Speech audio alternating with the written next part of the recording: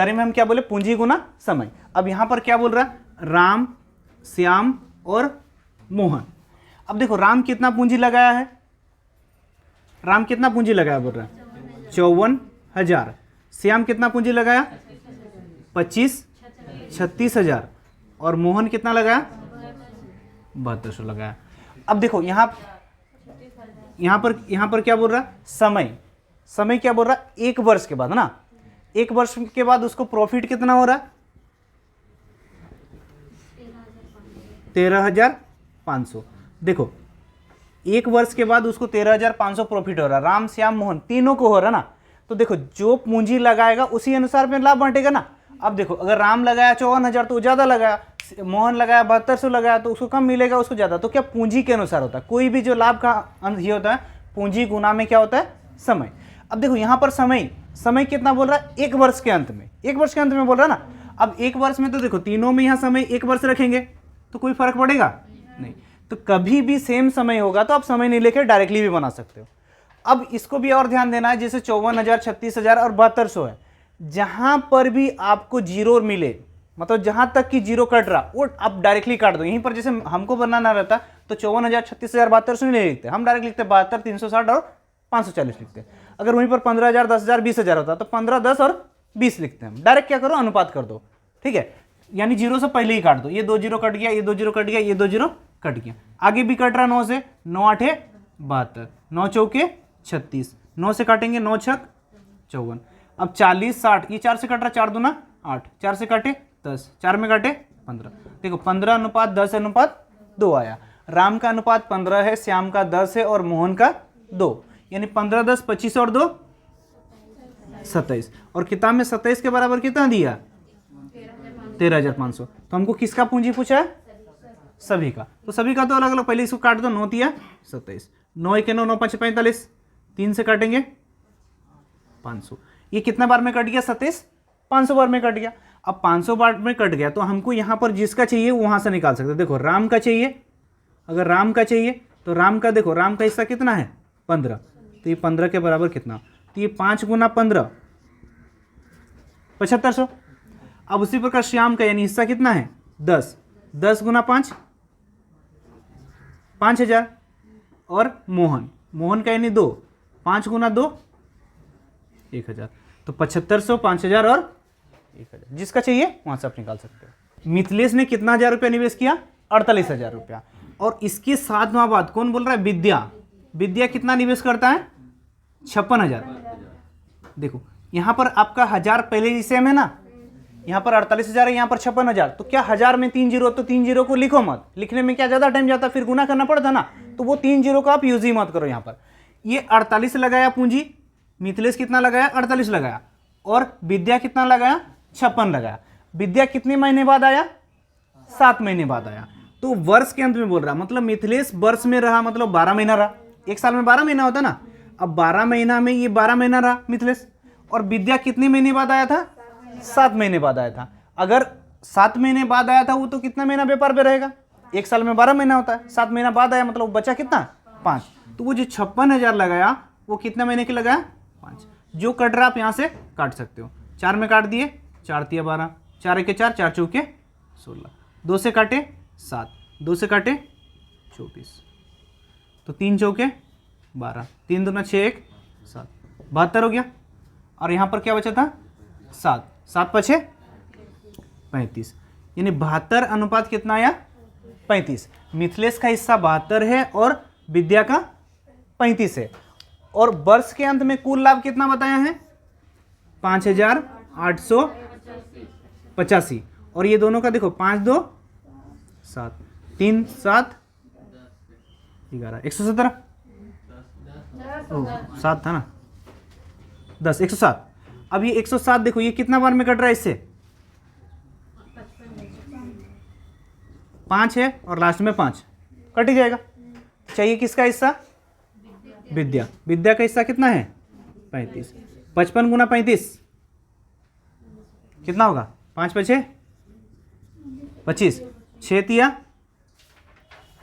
6 5 1 6, 6 तिया 18, 1925। 5 और 6 पूंजी लगाया। और क्वेश्चन में क्या बोल रहा 8 माह बाद 8वां बाद किसने, ए ने अपनी पूंजी क्या किया, वापस ले लिया। और वर्ष के अंत में लाभ का अनुपात कितना हो गया, 5:9। देखो 8वां बाद ए कितना माह बाद व्यापार में वापस लिया पूंजी, ए 8वां बाद, मतलब ए क्या जो 5 पूंजी लगाया था कितना महीना लगाया, 8, और 8 महीने बाद वो वापस ले लिया। तो ए 5 करके पूंजी 8 महीने का लगाया।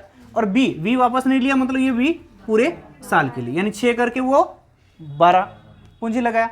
अब ये जो लाभ का जो अनुपात आया, ये लोग नहीं 6 कितना समय के लिए लगाया, नहीं दिया ना, 6 कितने समय के लिए लगाया है, तो हम मान लिए x। अब ये जो दोनों का लाभ का अनुपात, ए का लाभ में हिस्सा कितना है 5 और बी का कितना 9, यानी 5 गुना 8 के बराबर क्या हो गया 5, और 6 गुना x के बराबर क्या हो गया 9। अब देखो ये 5 से कट जा रहा ना, 3 तिया 9, 3 दूना 6, 2 से काट दिए 4, तो x का मान क्या हुआ 4 गुना 3 12 माह।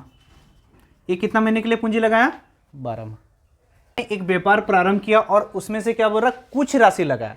अब निदान कितना राशि लगाया नहीं दिया है, तो हम निदान का हम कितना राशि मान लिए, निदान कितना लगाया 1।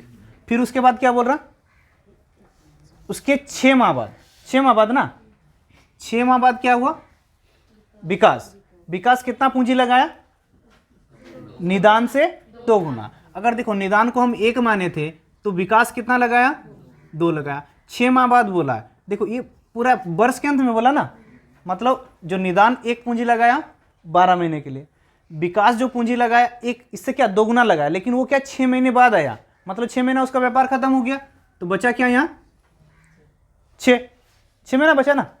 फिर उसके बाद मानव कब आया 8 महीने बाद। अगर मानव 8 महीने बाद आया और इससे कितना निदान से कितना गुना लगाया 3 गुना लगाया, अगर 8 महीने बाद आया तो और साल में बचा कितना महीना है 4 महीना, तो यहाँ पर गुना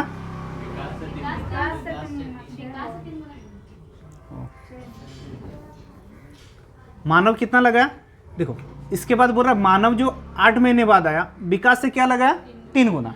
अगर मानव विकास, देखो विकास कितना लगाया था 2, तो 2 का 3 गुना 6, और ये कितने महीने बाद आया 8 महीने बाद, 8 महीने बाद आया ना, 8 महीने बाद आया तो बचा कितना महीना 4 महीना, तो ये अनुपात हो जाएगा। देखो जो चीज़ कट रहा है काट सकते हो, ये 6 कट रहा है, ये 6 कट रहा है, ये 6 से काट दिए 2, 2 से कट रहा है, 2 कट रहा है, 2 दूना 4, यहाँ पर 1 बचा, इधर 1 बचा, इधर 2, मतलब 1:1:2, टोटल कितना हुआ 4 के बराबर। कुल लाभ कितना है 45,000, और मेरा कुल लाभ का हिस्सा देखो 2 और 3 और 1 4 के बराबर 45,000। तो किसका चाहिए हमको मानव यानी 2 के बराबर कितना, ये 2 से कट गया, अब 2 से काटेंगे 45 को, 2 दूना 4, 2 दूना 4, 2 5 10, 22,500। क्वेश्चन में क्या बोल रहा देखो, ए बी सी ने एक व्यापार आरंभ किया, किसने आरंभ किया ए बी सी, कितना हजार पूंजी लगाया है 50,000। 50,000 पूंजी लगाकर ए बी सी ने क्या किया, एक व्यापार आरंभ किया। ए किससे ज्यादा पूंजी लगाया, बी से ज्यादा पूंजी लगाया, कितना हजार 4,000, और बी किससे पूंजी लगाया ज्यादा, सी से कितना ज्यादा लगाया 5,000। तो हम यहां पर किसका पूंजी मानेंगे सी को हम क्या मान लिए एक्स, तो बी क्या हो गया, बी जो है सी से कितना 5,000 ज्यादा लगाया, मतलब एक्स प्लस 5,000। अब जो ए किससे ज्यादा लगाया, बी से कितना ज्यादा लगाया 4,000, मतलब ये x प्लस 5,000 लगाया था, तो ये x प्लस 5 4 कितना हो जाएगा 9,000। ये जो तीनों का पूंजी का योग है कितना है 50,000, तीनों का पूंजी का योग कितना है 50,000 ना। अब देखो x और x कितना हो जा रहा 3x हो जा रहा, 3x हो रहा ना, 3x प्लस 9 5 14, तीनों को जोड़ दिए, वहां पर कितना आया किताब में 50,000। अब प्लस 14 उधर जाके घट जाएगा, तो 3x बराबर कितना आया, 14 घटा दो 36,000, तो 3 से काट दिए, x का मान कितना हो गया 12,000। मतलब a कितना लगाया 12 और 9 21,000 लगाया, b कितना लगाया 12 5 17,000, c कितना लगाया 12,000, 0 से हटा देते हैं, 21:17:12, a लगाया 21,000, b लगाया 17,000, c लगाया 12,000। तो हमको क्या चाहिए, क्वेश्चन में क्या बोल रहा है आगे,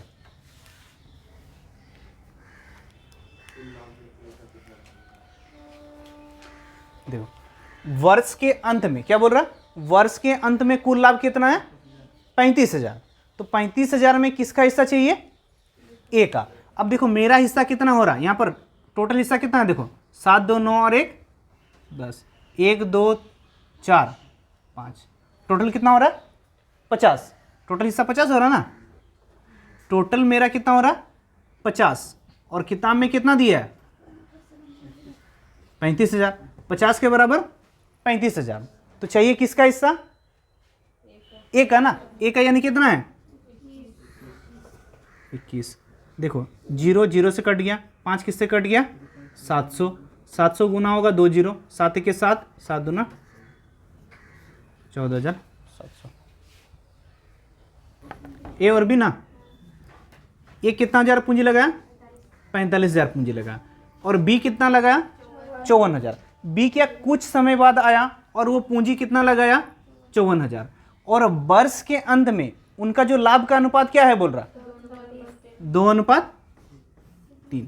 मतलब ए का लाभ में हिस्सा क्या है 2, ए का लाभ में हिस्सा क्या है 2, और बी का लाभ में हिस्सा क्या है 1।